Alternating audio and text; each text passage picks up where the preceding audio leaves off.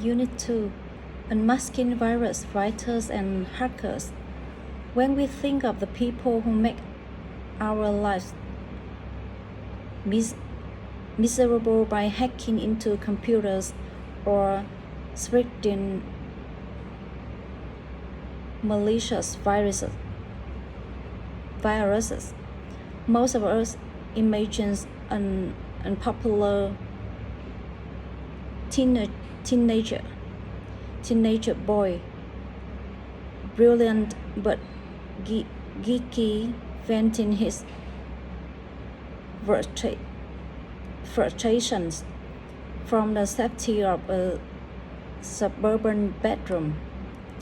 Actually, these stereotypes are just that stereotype. According to Sarah Gordon, an expert in computer viruses and security technology, and a senior research fellow with Symantec Security Response. Since 1992, Gordon has studied the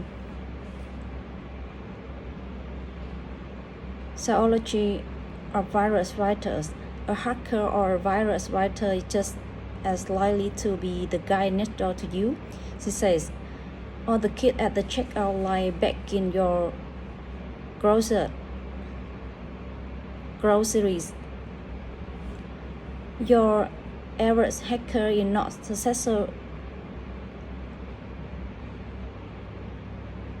necessarily some gold-type racist entirely in black and sporting a nose ring.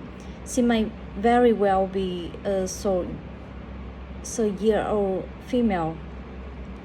The virus writers Gordon has come to know have very backgrounds, while predominantly male, some are female, some are slightly academic, while others are athletic, may have friendship with members of the opposite sex, good relationship with their parents and families. Most are popular with their peers. They don't spend all their time in the basement. One virus writer volunteers in his local library working with elderly people. One of them is a poet and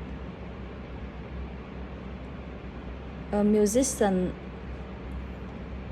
Another is an electrical engineer, and others work for an university quantum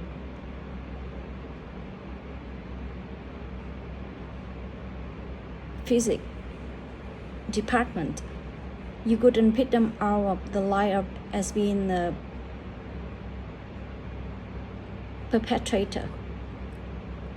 Hackers and virus writers are actually very different. Distinct populations. Hackers tend to have a more thorough knowledge of systems and a more highly developed skill set, Gordon says, whereas virus writers generally take a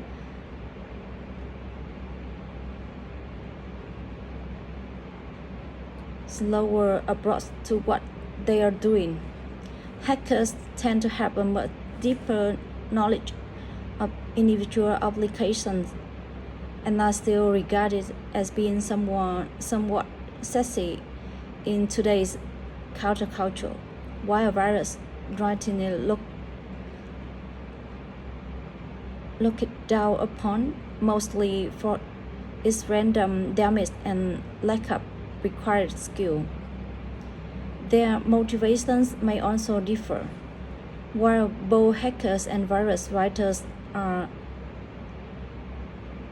initially attracted by the technical challenge, hacking is more about power and control.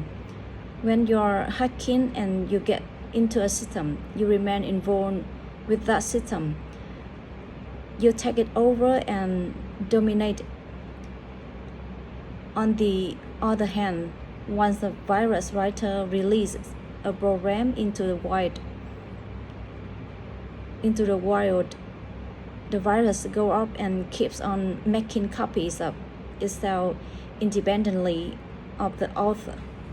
It's not as intimate or connected a relationship as between the hacker and the computer. The virus writer relinquishes control and become disassociated